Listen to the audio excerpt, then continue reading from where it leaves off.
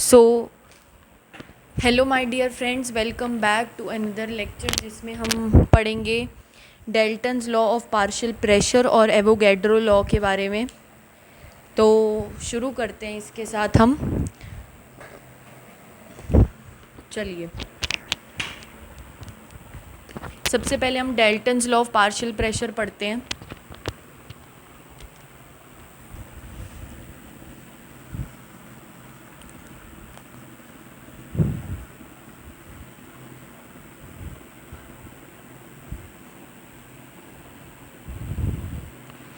सबसे पहले तो हमें पार्शियल प्रेशर का मतलब पता होना चाहिए।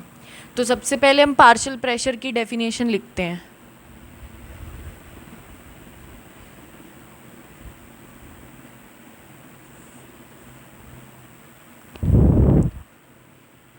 Pressure exerted by a particular gas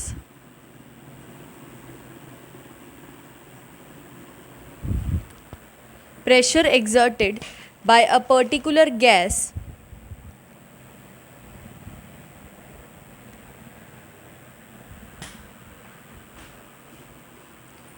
if present alone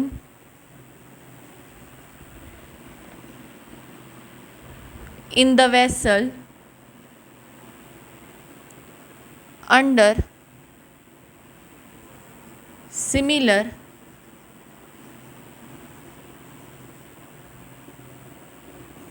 conditions। मान लीजिए मेरे पास एक वेसल है, इसमें मैंने गैस ए भर रखी है। तो इस टाइम, और एक टेम्परेचर टी है, एक प्रेशर पी है। तो इस टाइम जो ये एक गैस के molecules wall of the container के अगेंस्ट प्रेशर एक्सर्ट करेंगे, उसको कहेंगे प्रेशर ऑफ ए। और ये इसको नाम क्या देंगे? Partial pressure.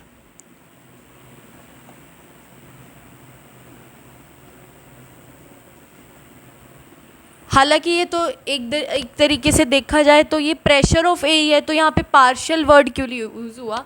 तो देख लीजिए एक बार। मान लीजिए एक कंटेनर है, उसमें एक गैस है ए, और दूसरी गैस जो प्रेजेंट है वो है गैस बी।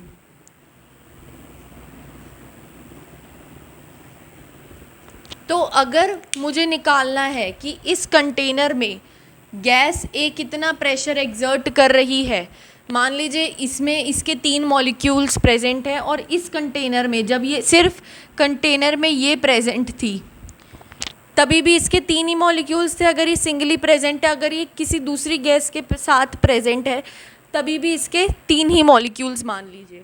तो अगर ये इस टाइम पे पी ए एग्जर्ट कर रही है ना प्रेशर, तो इस टाइम पे ये नहीं कि दूसरी गैस के आने की वजह से इसका प्रेशर चेंज हो जाएगा। इसका प्रेशर अभी भी कितना ही रहेगा? पी ए ही रहेगा। ठीक है, तो वही लिखा है कि अगर 2 गैस कॉम्बिनेशन में है तो पार्शियल प्रेशर उसको कहते हैं कि अगर 2 गैसेस साथ में भर रखी है। तो अगर मुझे निकालना है partial pressure of A gas, तो आप क्या करिए, उस गैस को सिमिलर वेसल में लीजिए, बट उसमें से बी गैस को एक्सक्लूड कर दीजिए। तो वो जो प्रेशर जब एक्सर्ट करेगी, जब वो सिंगली प्रेजेंट है, तो वो प्रेशर पी ए होगा, और वो प्रेशर अभी जो प्रेशर एक्सर्ट कर रही है और इस टाइम जो प्रेशर एक्सर्ट कर रही है वो दोनों सेम होगा। मतलब कि अगर वो किसी गैस के साथ भी प्रेजेंट है तभी भी वो उतना ही प्रेशर लगाएगी जितना वो तब लगा रही थी जब वो सिंगली प्रेजेंट थी। तो इसी को कहते हैं partial pressure if present alone. देखिए, और सिमिलर कंडीशंस होनी चाहिए। ये नहीं कि जब वो किसी और के साथ प्रेजेंट थी तब टी डैश टेम्परेचर था, और जब हमने उसको सिंगली रखा, किसी और गैस के साथ नहीं रखा, तो हमने टेम्परेचर टी दे दिया, टी डैश नहीं दिया। सिमिलर कंडीशंस हो, सिमिलर सब कुछ हो, तो अगर हम इसको सिंगली प्रेजेंट रखें या किसी और गैस के साथ प्रेजेंट रखें तो इसका प्रेशर वही होगा जितना इसका इस टाइम प्रेशर है, उतना ही उस टाइम भी प्रेशर होगा। ये चीज़ एक ध्यान रखनी है। तो अब आपको एक चीज़ पता होनी चाहिए इसमें वो ये है कि आइडियल गैस इक्वेशन क्या कहते हैं? P V is equal to N R T. This implies that P is directly proportional to N.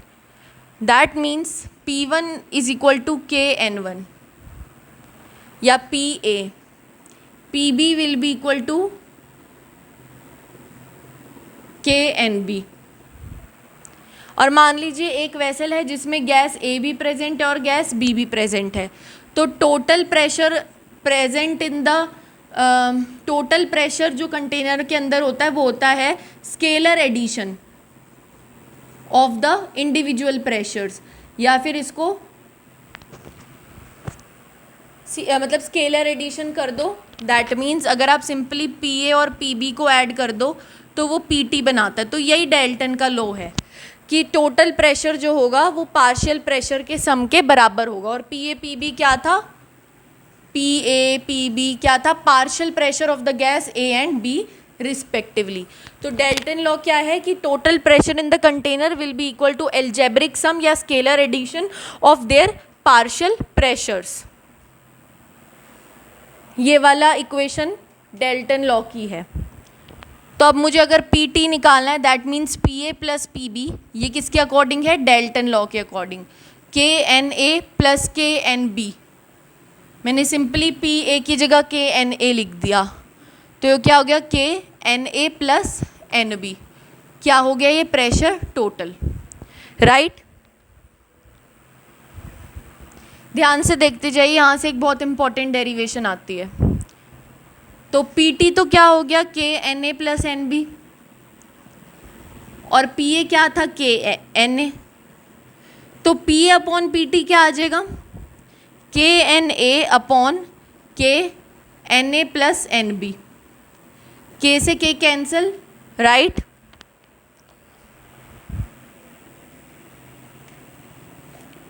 तो इसको मैं अगर यहाँ लिख दूँ तो PA अपॉन PB क्या आ जाएगा, सॉरी PT क्या आ जाएगा, NA upon NA plus NB. अब इस PT को यहाँ से हटा के यहाँ लिख दो. और ये क्या होता है, ये होता है मोल फ्रैक्शन ऑफ A. तो PA क्या हो गया XA into PT. Similarly PB क्या हो जाएगा XB into PT. Divide PA by PB, तो PT से PT कैंसिल. तो इससे क्या आ जाएगा कि जो पार्शियल प्रेशर्स का रेशो होता है वो उनके मोल फ्रैक्शन के रेशो के बराबर होता है, राइट. मान लीजिए अब मैं इस मोल फ्रैक्शन को ऐसे लिख रही हूँ, X से क्या था NA by NA plus NB. Similarly XB क्या हो जाएगा NB upon NA plus NB. तो XA अपॉन XB क्या आ जाएगा, डिवाइड कर दो इन दोनों को, वो क्या हो जाएगा NA अपॉन NB. इन दोनों इक्वेशन को डिवाइड करोगे तो XA upon NB will be equal to NA upon NB. तो यहाँ पे XA और XB को क्या लिख सकती हूँ NA अपॉन NB. तो यहाँ से बनते हैं क्वेश्चन बेसिकली कि पार्शियल प्रेशर का रेशोज़ उनके मोल फ्रैक्शन के रेशोज़ के बराबर होता है और उनके मोल्स के रेशोज़ के बराबर भी होता है. This is very important relation to be remembered. अब इसमें एक लाइन लिख रही हूँ मैं.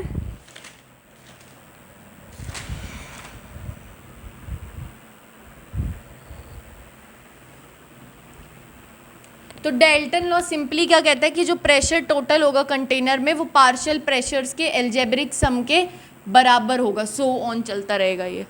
और जो पार्शियल प्रेशर का रेशो होगा वही मोल फ्रैक्शन के रेशो होगा और वही मोल्स का भी रेशो होगा. एक लाइन लिखिए. हाँ, एक और डेल्टन लॉ में जो भी गैस हम ले रहे हैं, मान लीजिए गैस A है, गैस B है, ये AA के मॉलिक्यूल हैं, ये BB के मॉलिक्यूल्स हैं. तो A and B must be inert gases, क्योंकि अगर वो रिएक्ट कर लेंगी तो वो कुछ और चीज़ बना देंगी C. तो हम फिर P टोटल PA और P प्लस PB नहीं लिख पाएंगे अगर गैसेस इनर्ट नहीं होंगी, राइट. तो चलिए, तो इसमें ये इनर्ट वर्ड ज़रूर लिखना जब आप डेल्टन्स लॉ लिख रहे हों. तो एक लाइन जो बहुत इम्पॉर्टेंट है वो ये है कि when an ideal gas is added to a container containing ideal gases, then partial pressure of all gases remain unaffected. However, total pressure changes. पहले ये उतार लीजिए लाइन, फिर मैं इसको समझाती हूँ, स्क्रीनशॉट ले लीजिए.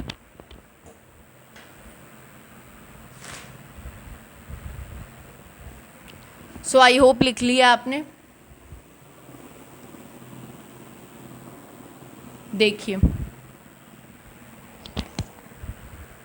इसका मतलब है, मान लीजिए हमारे पास कंटेनर था, इसमें दो गैसेस प्रेजेंट थी, ए, ये मॉलिक्यूल्स हैं, B B B B.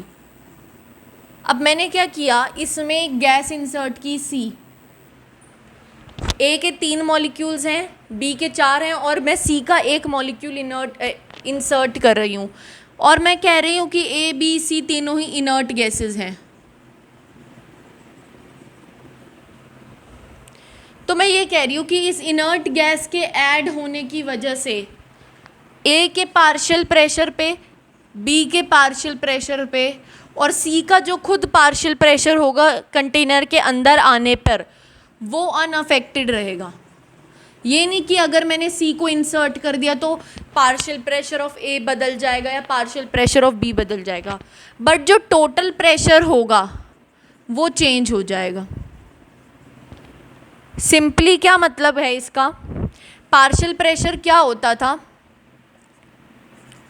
X of A into pressure total. अभी मैंने जस्ट लिखवाया आपको.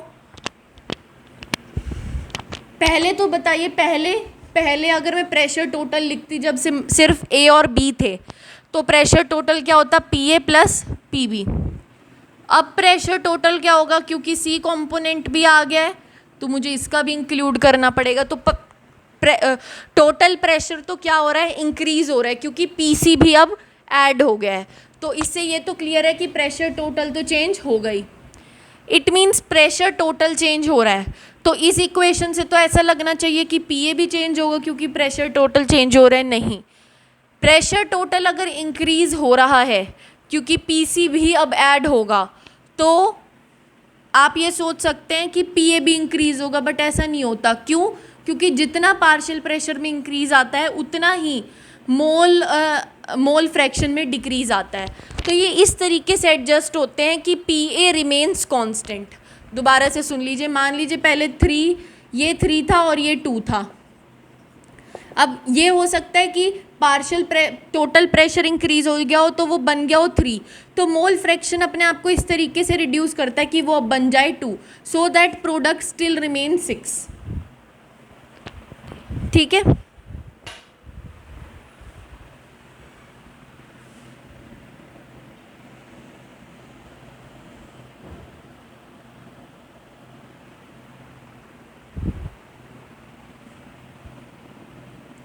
ओके, इसको और समझने का तरीका क्या है कि पार्शियल प्रेशर एक्चुअल में था क्या. मान लीजिए अभी ए के मॉलिक्यूल्स हैं. अब मैं ए के मॉलिक्यूल्स को पार्शियल प्रेशर में क्या कह रही थी कि अभी तो मैंने 3 कंपोनेंट्स लिए इस कंटेनर में, ए बी सी. अब मान लो मैं सिर्फ ए लूँ, अभी भी मैंने 3 मोल्स लिए हैं, अभी भी मैंने 3 मोल्स लिए हैं. तो इस टाइम जब सिर्फ कंटेनर में ए प्रेजेंट है, तो अगर ए कोई भी प्रेशर लगाएगी इस कंटेनर में तो वो पार्शियल प्रेशर ऑफ ए होगा. वो हम फिर ये नहीं देखेंगे कि वो अगर अकेला प्रेजेंट है तो पी ए लगा रहा है और अगर बी के साथ प्रेजेंट है तो कोई और प्रेशर लगाएगा. ये मैंने लेक्चर के स्टार्टिंग में ही क्लियर किया था जब मैं पार्शियल प्रेशर की डेफिनेशन लिखवा रही थी कि चाहे ए अकेले प्रेजेंट हो चाहे किसी के साथ प्रेजेंट हो, अगर उसके same number of moles present है, 3 अगर वो सेम कंडीशंस दे रही हूँ मैं कि यहाँ पे भी टेम्परेचर टी है, इस वक्त भी टेम्परेचर टी है, जब वो अकेला प्रेजेंट है, तो इस वक्त जो वो प्रेशर एग्जर्ट करेगा वो उसका पार्शियल प्रेशर होगा। तो यानी कि अगर वो ए सिंगली भी प्रेजेंट है और पी ए प्रेशर एग्जर्ट करे, तो अगर वो कितने भी कॉम्पोनेंट्स के साथ प्रेजेंट हो, बी के साथ प्रेजेंट हो, सी भी ऐड कर दो, तो अभी भी वो पी ए ही एग्जर्ट करेगा, क्योंकि पी ए है क्या, पी ए वो प्रेशर है जब ए के मॉलिक्यूल्स अकेले प्रेजेंट हैं, राइट।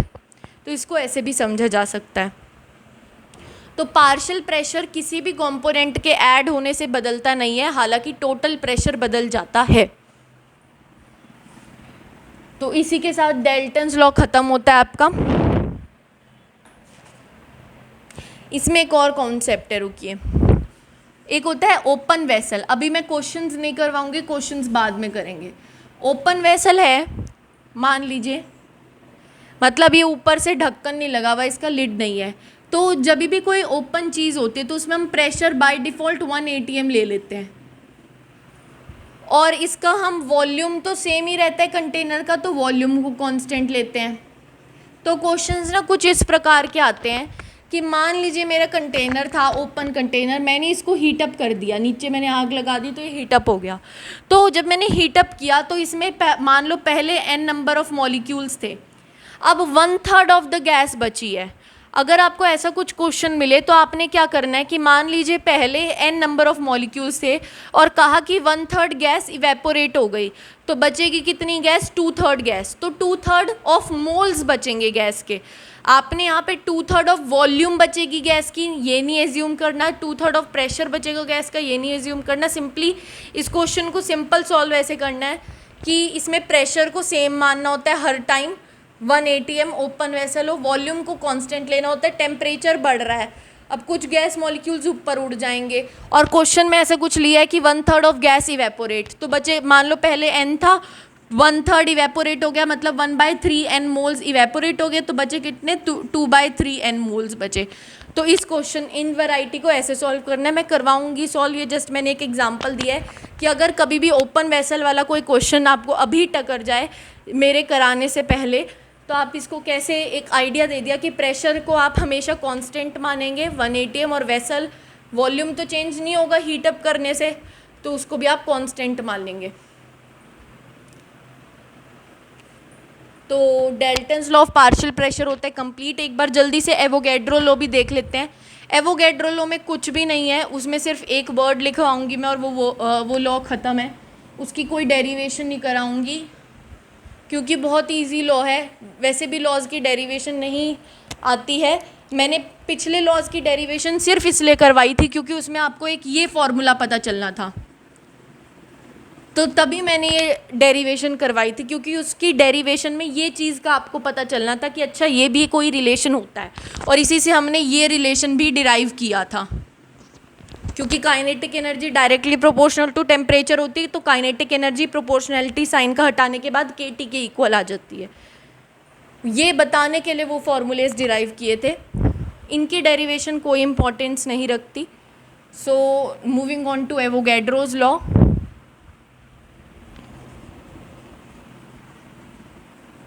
सिंपली पता होना चाहिए कि एवोगैड्रो ने किन किन के बीच में रिलेशन दी थी। जैसे हमें पता है PV is equal to nRT, तो उसने कहा था कि volume will be directly proportional to number of moles considering pressure and temperature to be constant. बस इतनी सी बात एवोगैड्रो में याद रखिए, इससे ज़्यादा आपको कुछ भी याद रखने की ज़रूरत नहीं है, राइट।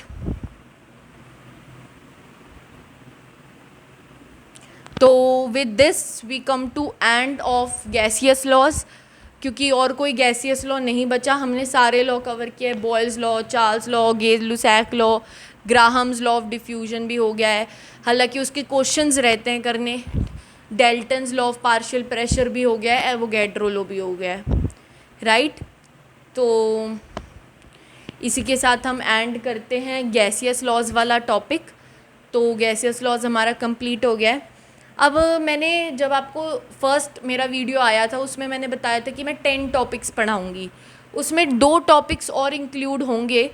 एक तो है विरियाल इक्वेशन ऑफ स्टेट और एक है रिड्यूस्ड इक्वेशन ऑफ स्टेट।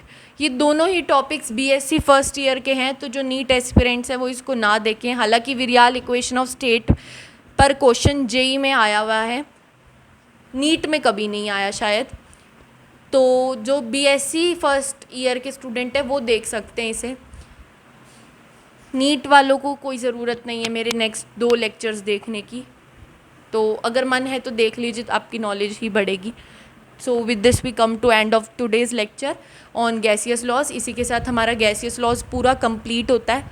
बस मैं विरियाल इक्वेशन ऑफ स्टेट और रिड्यूस्ड इक्वेशन ऑफ स्टेट कराने के बाद हाइलाइटेड पॉइंट्स जो हैं वो बताऊंगी, वो उनमें मैं वो पॉइंट्स कवर करूंगी जो मैं अपने लेक्चर्स में कवर नहीं कर पाई। So thank you.